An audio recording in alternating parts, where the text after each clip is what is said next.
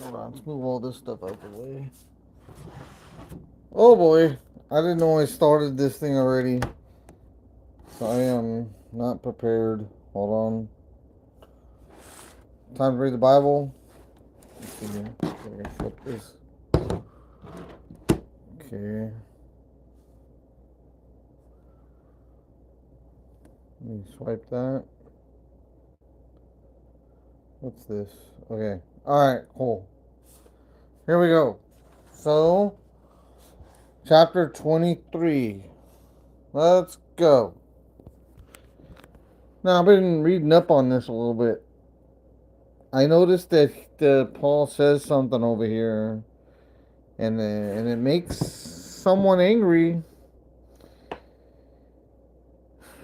Although some of the commentators don't exactly know why. It's just what he said, I think, basically. Well, let's look at it and we'll determine why the high priest was angry. Okay, here we go. Then Paul, looking earnestly at the council, said, "Men and brethren, I have lived in all good conscience before God until this day." See, that's probably what threw him off. Like, really? you you were on our team, but now you're not, and then because now you're not on our team, I don't know, kind of thing. You join the Rams, and then you join the Raiders or some other team. I don't know. Anyway, let's continue. And the high priest Ananias commanded those who stood by him to strike him on the mouth. Then Paul said to him, "Woo!" He didn't, he didn't let that go. Uh, Paul said to him, "God will strike you, whitewash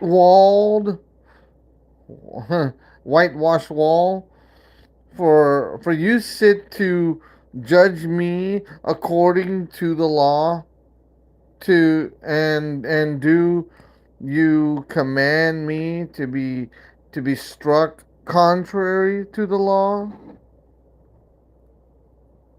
And those who stood by him said, "Do you revile God's high priest?" By the way, he was all after the money, just saying, the high priest at this time.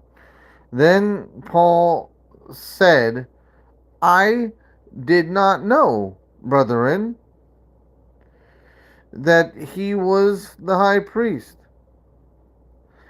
Paul called these people brothers, and he tried to honor them, but he wanted to preach the gospel to them. That was above and beyond. Um, let's see, and that he did not, that he was the high priest. He didn't know that he was the high priest um,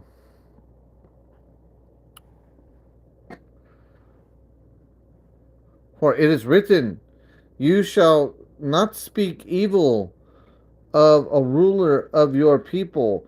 But when Paul perceived that one part of the Sadducees and the other Pharisees, he cried out in the council, "Men, brethren, I am a Pharisee, the son of a Pharisee, concerning the hope and resurrection of the dead. I am being judged." And when he had said this, a dissension arose between the Pharisees and the Sadducees, and the assembly was divided. For Sadducees say that there is no resurrection, and no angel or spirit. But the Pharisees confessed both. Well, let's move this to the top here. Then there arose a loud outcry, and the scribes of the Pharisees uh, partly arose, protesting, saying, "We find no evil in this man, but if a spirit or an angel had spoken to him, let us not fight against God." Just like Gamaliel said. Now, when there arose a great dissension, the commander, fearing lest Paul might be pulled to pieces by them, commanded the soldiers to go down and take him by force from among them and bring him back to the barracks. But the following night, the Lord stood. Ooh, okay. The Lord stood um, by him and said, "Be of good cheer, Paul, for as you have testified for me in Jerusalem, so you must also bear witness at Rome." Now, I noticed a lot of people were saying that he would be detained in Jerusalem. But then God gave him a burden to go to Jerusalem, and so he did. And when it was day, some of the Jews banded together and bound themselves under an oath, saying that they would neither eat nor drink till they had killed Paul. Now there were more than 40 who had formed this conspiracy.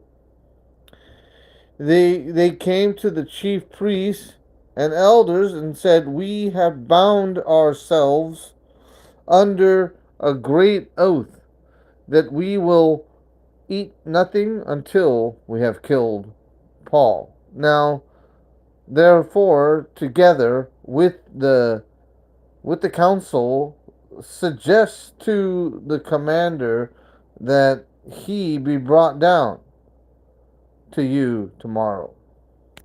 All right, hold on. Let's just move this up a little bit.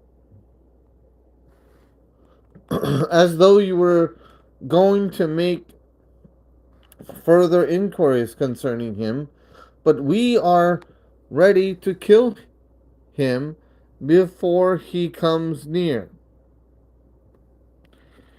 So when Paul's son, heard of their ambush, he went and entered the barracks and told Paul. Then Paul called one of the centurions to him and said, "Take this young man to the commander, for he has nothing to, for he has something to tell him." So he took him and brought him to the commander and said, "Paul, the prisoner, called me to take him and ask me to bring this young man to you. He had something to say to you." Then the commander took him by the hand and went aside and asked privately, uh, what is what is it that you have to tell me?" Hold on, we'll move it up. Verse 20 up here.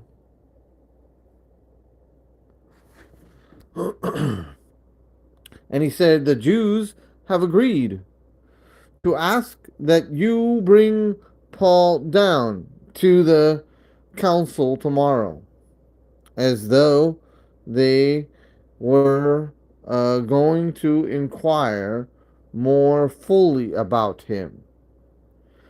But do not yield to them, for more than 40 of them lie in wait for him, men who have bound themselves by an oath that they will neither eat nor drink till they have killed him. And now they are ready, waiting for the promise from you.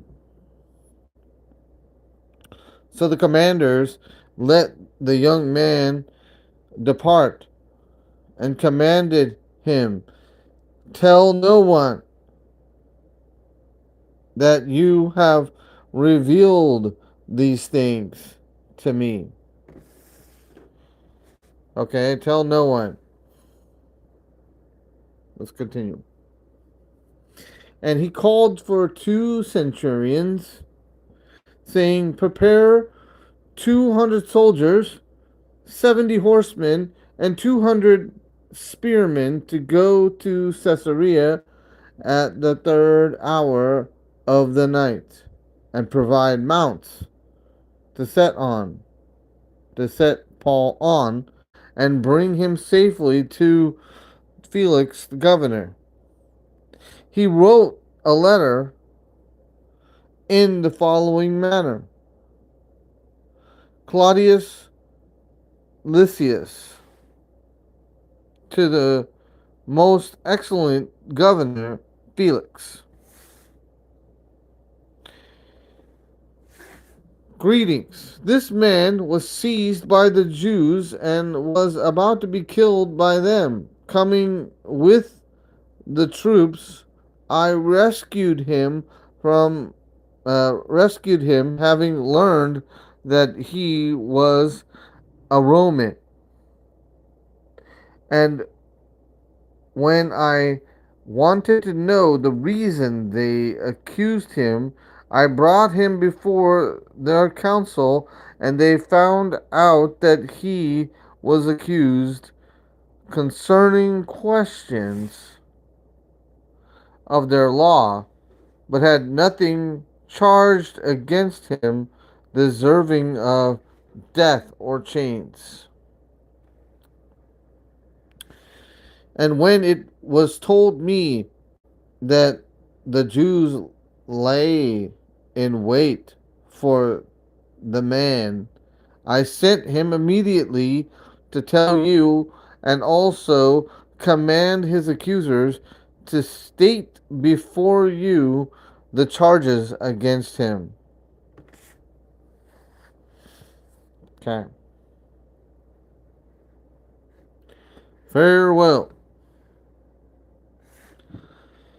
Then the soldiers, as they were commanded, took Paul and brought him by night to Antipatris.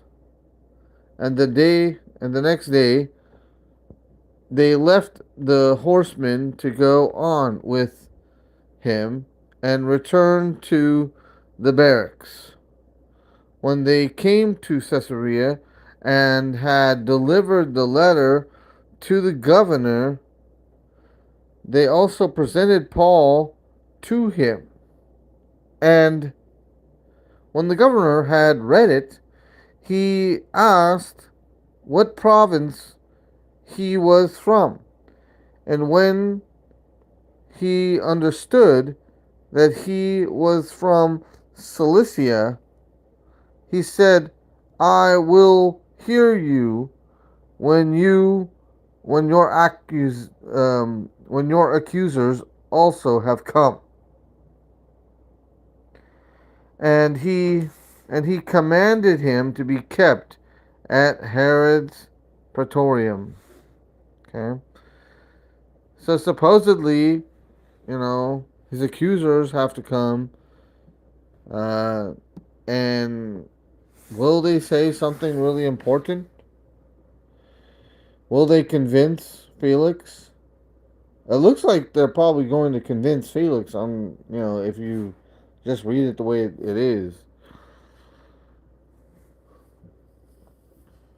Okay, so let's actually maybe continue reading a little bit. Yeah. Now, after 5 days, Ananias, the high priest, came down with the elders and a certain orator named Tertullus. These gave evidence to the governor against Paul. And when he was called upon, Tertullus began his accusation, saying, "Seeing that though you we enjoy that though that through you we enjoy great peace and prosperity is being brought before to this nation by your foresight. We accept it always and in all places, most noble Felix, with all thankfulness." I don't think that's true because a lot of Jews didn't really appreciate another nation ruling over them. But okay. Nevertheless, not to be tedious to you any further, I beg you to hear by your courtesy a few words from us, for we have found this man a plague, a creature of dissension among all the Jews throughout the world, and a ringleader of the sect of the Nazarenes. He even tried to profane the temple, and we seized him and wanted to judge him according to our law, but the commander Lysias came by and with great violence took him out of our hands, commanding his accusers to come to you by examining him yourselves. You may ascertain all these things of which we accuse him.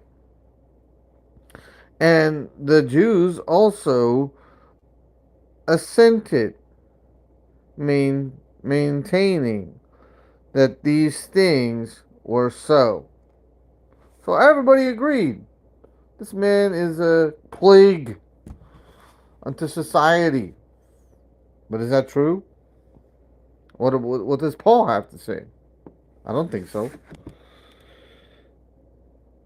Then Paul, after the governor had nodded to him to speak, answered, "Inasmuch as I know that you have been for so many years a judge of this nation, I do the more cheerfully answer for myself, because you may ascertain that it is no more than 12 days since I went up to Jerusalem to worship.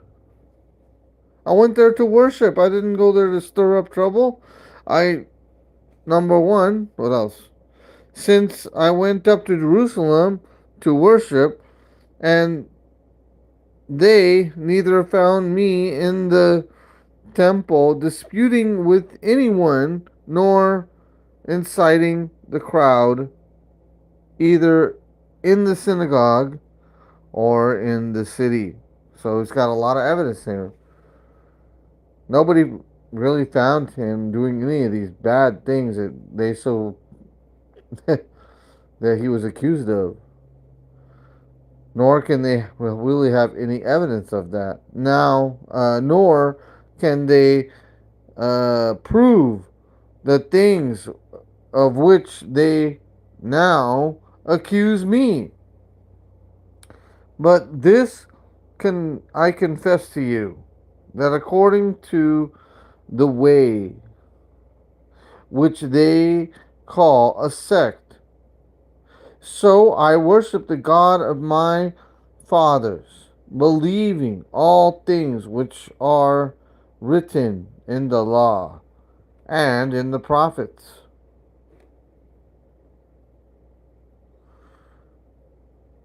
Okay, hold on.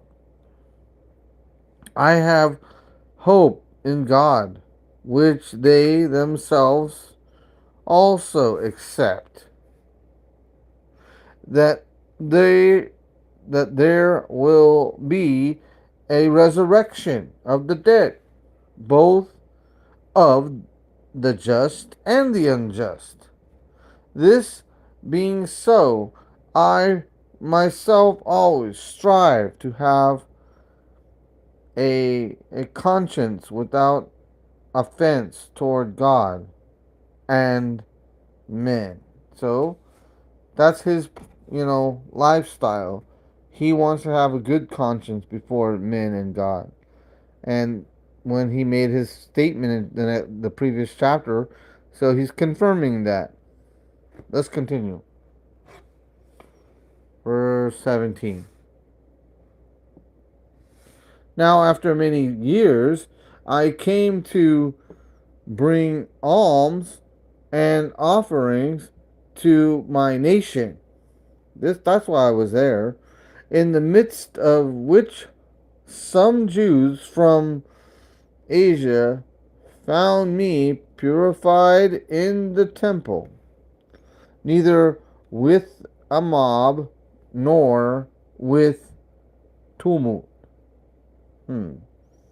Not okay, not making trouble. They sought, or they ought to have been here before you to object if they had anything against me, or else let those who are here themselves say if they found any wrongdoing in me while I stood before the council, unless it is for this one statement which I cried out, standing among them concerning the resurrection of the dead. I am being judged by you this day. So, the real reason he's even in the custody of the Romans, probably under their protection, honestly, is that he's been proclaiming um, the resurrection of the dead. He's been proclaiming that Jesus died and was buried and rose again. He came alive again, and he's proclaiming the gospel. And as you can see, many people are being persecuted for just doing that thing. I don't think you're being persecuted if you're not doing that. Without that, you're probably not going to be persecuted if you just sit there in your own house and just, read the Bible. I don't know if you're going to be persecuted, but if you're sharing the gospel publicly and to others, then yeah, you could be persecuted.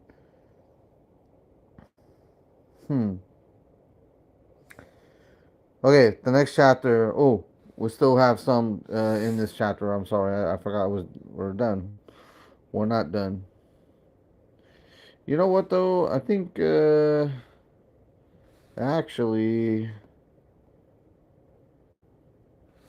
I want to be done actually. So we're good. We'll just stop at this verse here. Okay. So instead of stopping in the exact chapter, we won't be doing that right now. Okay. May God bless you today. Even if bad things happen, even if things upset you, God bless you. Anyway, you have a great day.